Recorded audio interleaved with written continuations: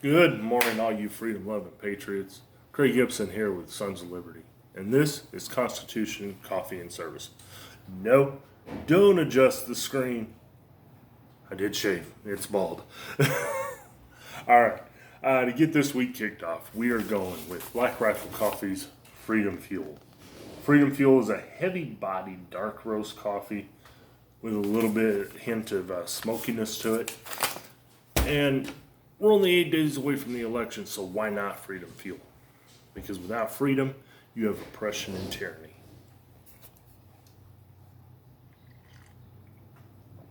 So, come on in, give it a try.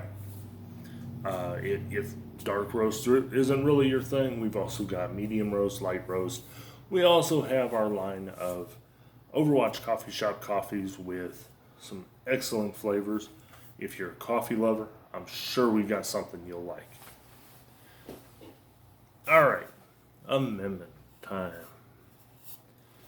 So, the amendment we're going to work on today is the 20th Amendment. 20th Amendment has 6 sections. It's very long. And in typical DC government fashion, they used a bunch of words to make it much longer and much more complicated than it really needed to be. So, we are going to simplify it. We're going to make it real simple. Alright, so the 20th Amendment was passed in 1933. The reason for this amendment was to change the time at which the president and vice president-elect would take office, as well as members of Congress when they would take office. For the president and vice president, it changed their date from March 4th to January 20th, and Congress from March 4th to January 3rd. Part of the reasoning for this was to shorten the amount of time that the elected office holder would be a lame duck. As we know, that's that period where they're leaving office and don't really have the time or the power to really do anything at that point. As we know from a few past elections and administrations, this also shortens the amount of time that the outgoing elected official can cause more chaos and on America. I'm sure if a few of them had their way, they would have rammed through as many things as they could during that last few months following the election. That would have been unconstitutional, that would have been detrimental to the American people. So, luckily, there is kind of a safeguard put in place here. The other thing that the 20th Amendment covers is the president and vice president-elect.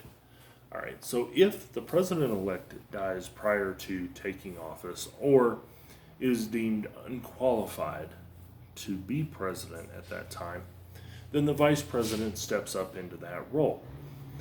In the case of the president-elect being unqualified, once they become qualified, they can take office. But again, the vice president would fill that void until that time. Now, there is also a section in the 20th Amendment, which I'm sure Pelosi has looked over many times, trying to figure out how to implement it to claim that President Trump and Vice President Pence are unqualified to take office, and probably set up some kind of hoops and hurdles to make sure that they never become qualified. But basically, it says, as prescribed by law, that Congress can determine the qualifications. And would then, if they determine both the president and vice president elect are unqualified, then they could go through, put people in place until an election could be held and they find replacements. Which I'm sure, again, Nancy Pelosi would love nothing more than to be the President of the United States without having to be elected.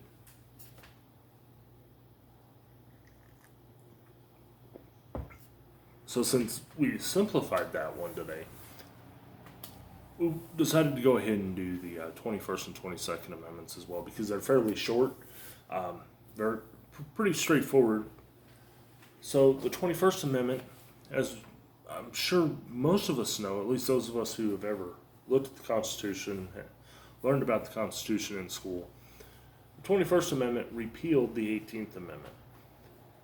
The 18th Amendment was the prohibition on alcohol.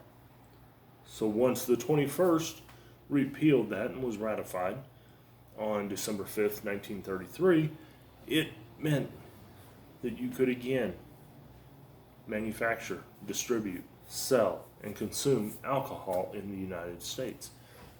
The government realized, and I say that very, very loosely because it's not often the government realizes much of anything. That this law, the 18th Amendment, was doing nothing to stop the consumption of alcohol, the distribution of alcohol, the manufacturing of alcohol. All it was doing was making it illegal for people to do so. And they were getting pretty lax in upholding that law.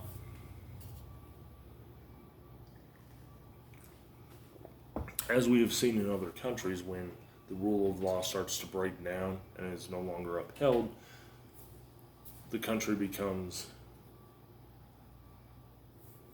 it just becomes turmoil and chaos. We've seen in places like Somalia and Libya what happens when the rule of law is no longer upheld. So, anyway, they repealed the 18th Amendment. Now, unfortunately, that was really the only good thing that happened. In my opinion, I know there's a lot of people out there that think highly of FDR, but I am not one of those. While he was in office, of course, the 21st Amendment repealed the 18th, but there was that great New Deal that wasn't so great for our country, and we are still, some of those policies are still in effect today. We are still feeling the effect of those policies. Of course, there were unconstitutional things passed, such as the NFA, which opened the door for all the firearms laws that came after, that became more restrictive in a lot of cases on the Second Amendment and the American people's rights. But I will give him credit that this was at least one thing that they did right. They took themselves out of something they didn't belong in to begin with. You cannot legislate people to do the right thing. And laws only work when they are applied and followed to the fullest extent. And then we have the 22nd Amendment, which limits the president to 2 4-year terms. Now, starting with President George Washington, every president afterwards followed this, with the exception of FDR. There's a lot of people that think that was a good thing, that he stayed in office as long as he did and ended up dying in office. But personally, I think he should have been held to the same standard of 2 4-year terms. Unfortunately, it was not in place at the moment as an actual amendment. So, those are the amendments we were covering today. Again, we are only 8 days away from the election.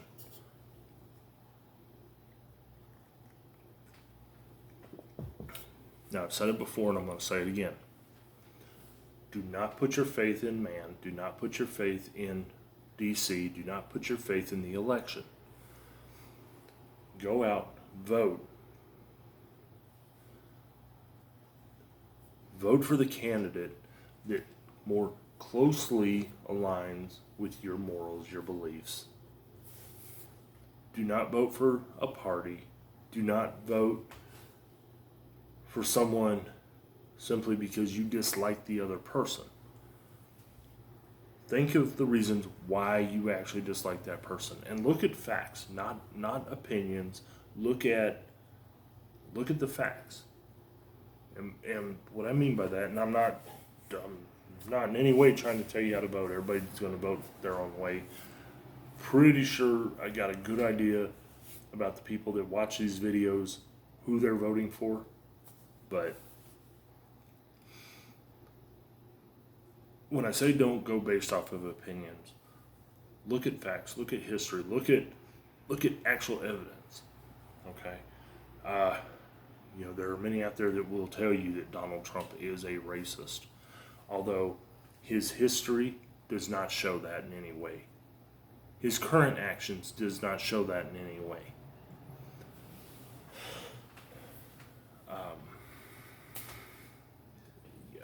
With Biden, you can look at his voting record, how he's truly voted. You can look at actual speeches he has given as a candidate or as an elected official, both as vice president and I believe senator, if I remember correctly. And again, we talk about, we hear people talking about how Donald Trump is racist, but yet the actual racist remarks have come from the mouth of Joe Biden. And it's on video, it's been proven. But anyway, so vote based on facts, not on what the candidate is telling you. Because candidates lie all the time. The old joke of how do you know when a politician's lying? Their mouth's moving. So anyway, 8 days away. Don't put your faith in man. Don't put your faith in the election. Because the election comes around, especially the presidential election comes around every 4 years. Things change. The president is one part of the government. He is not the only part of the government. Whoever the president is going to have battles with the House and the Senate. So, again, it's not just one person. Of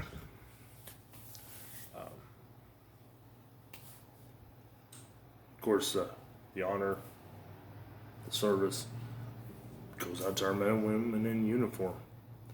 We've lost a lot of officers this year. Some to suicide, some to COVID. Too many to ambushes and being killed in the line of duty. We've lost a couple from effects from 9/11.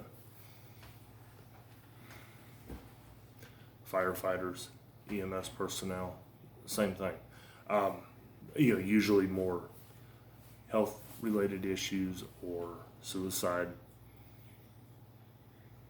Once in a while, it is a service-related injury or death. So definitely, service. And then, of course, our men and women in the military. All these people, you hear people all the time arguing, well, they chose that job. Yeah, they did. Because they are putting others before themselves.